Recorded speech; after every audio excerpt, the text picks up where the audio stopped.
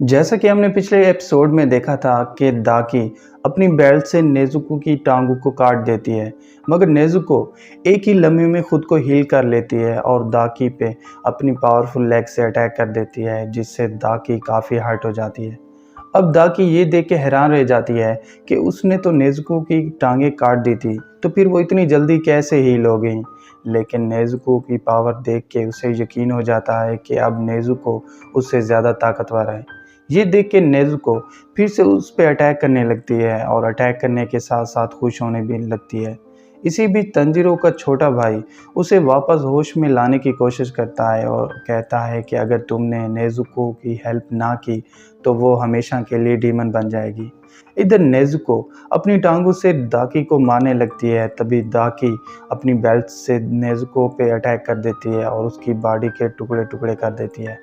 हालांकि नेज़ुको की बॉडी के टुकड़े टुकड़े हो गए थे, मगर फिर भी वो अपने हाथों से दाकी के अटैक को पकड़ लेती है, जिसके बाद रिवील होता है कि नेज़ुको अब ब्लड डीमन आर्ट की टेक्निक यूज़ कर सकती है।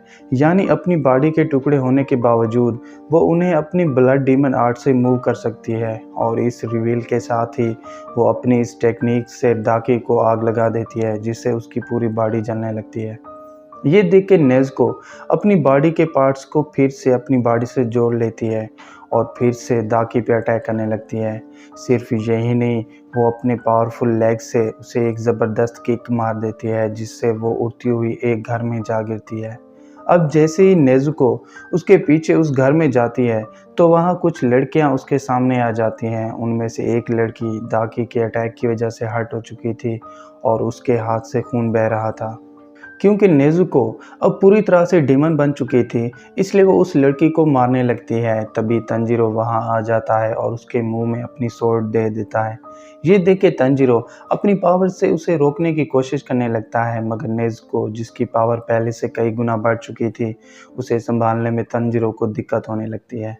तभी दाकी फिर से वहां आ जाती है, क्योंकि नेज़ुको ने अपनी ब्लड डीमन आर्ट से उसकी बॉडी को जला दिया था। इसलिए ये देख के वो बहुत गुस्सा हो जाती है। वो अपनी पावर से उन दोनों को मारने वाली होती है, तभी तेंगेन बीच में आके उसके अटैक को डिस्ट्रॉय कर देता है और तंजीरो के साथ साथ बाकी सबकी भी जान बचा लेता है। क्योंकि नेज़ुको पूरी तरह से डीमन बन चुकी थी, इसलिए तेंगिन ये देख के तंजीरो पे गुस्सा हो जाता है और कहता है कि तुमने तो कहा था कि तुम्हारी बहन कभी भी डीमन नहीं बनेगी, तो फिर ये सब क्या है। क्योंकि तेंगिन एक हाशिरा था, इसलिए दाकी उसे अपने सामने देख के बहुत खुश हो जाती है। वो अपनी पावर से उस पर अटैक करने वाली होती है, तभी उसका गला उसके धड़ से अलग होकर नीचे गिर जाता है, जिसके बाद रिवील होता है कि जब दाकी तंजीरो और नेज़ुको को मारने वाली थी तो तेंगिन ने सबसे पहले उस पर अटैक करके उसके गले को काट दिया था और फिर तंजीरो और बाकी सबको बचाया था। तेंगिन की पावर को देख के तंजीरो शॉक रह जाता है। तभी तेंगिन उसे बताता है कि ये बैटल अभी ख़त्म नहीं हुआ, तुम अपनी बहन को एक लोरी सुनाओ और उसे अपने कंट्रोल में लाओ। ये सुन के नेज़ुको तंजीरो को पीछे की तरफ धक्का दे देती है, जिससे दोनों उस घर की छत से गिर के नीचे ज़मीन पे चले जाते हैं। अब तंजीरो नेज़ुको को वो लोरी सुनाने लगता है जो उसकी मदर उसे बचपन में सुनाती थी। अपनी मदर की लोरी सुन के नेज़ुको फिर से कंट्रोल में आ जाती है और ज़ोर ज़ोर से रोने लगती है, जिससे उसकी डीमन रेज फार्म गायब हो जाती है और वो वहीं पे सो जाती है।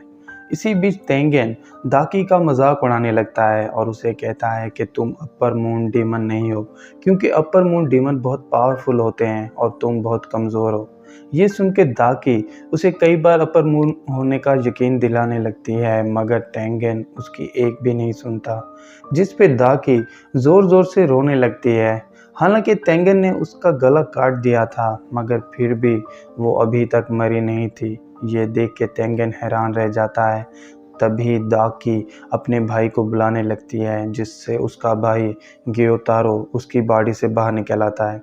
ये देख के तेंगिन अपनी सोर्ड से उस पर अटैक कर देता है, मगर वो इतना फास्ट होता है कि तेंगिन का अटैक उसे टच नहीं कर पाता। ये देख के ग्योतारो दाकी के पास चला जाता है और उसकी इंजरीज को हील कर लेता है। क्योंकि गियोतारो दाकी की इंजरीज हील करने में बिजी था, इसलिए ये देख के तेंगेन फिर से उस पर अटैक करने लगता है, मगर गियोतारो अपनी सुपर स्पीड से उस पर अटैक कर देता है, जिससे तेंगेन काफ़ी हर्ट हो जाता है। क्योंकि तेंगेन ने दाकी को मारने की कोशिश की थी, इसलिए गियोतारो तेंगेन पे गुस्सा हो जाता है और अपने सिकल्स से उस पर अटैक कर देता है, जिससे वो सिकल्स उस घर को डिस्ट्रॉय करते हुए बाहर चले जाते हैं और वापस घूम के उसके पास आ जाते हैं।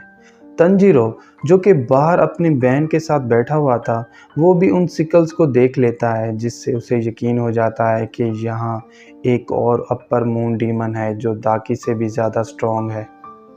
इसी बीच इनोस्के और जेंस भी वहाँ आ जाते हैं। क्योंकि नेज़ुको अब सो चुकी थी, इसलिए तंजीरो उसे बॉक्स में डालने चला जाता है और इनोस्के को कहता है कि जब तक मैं वापस ना आऊँ, तुम तेंगेन की उस डीमन के साथ फाइट में हेल्प करना। ये सुन के इनोस्के उसकी बात पे राज़ी हो जाता है। अब तेंगेन के साथ साथ कुछ इंसान भी वहाँ होते हैं, इसलिए गियोतारो अपनी ब्लड डीमन आर्ट्स से तेंगेन पे अटैक कर देता है ताकि उसके साथ साथ उन इंसानों को भी मार सके।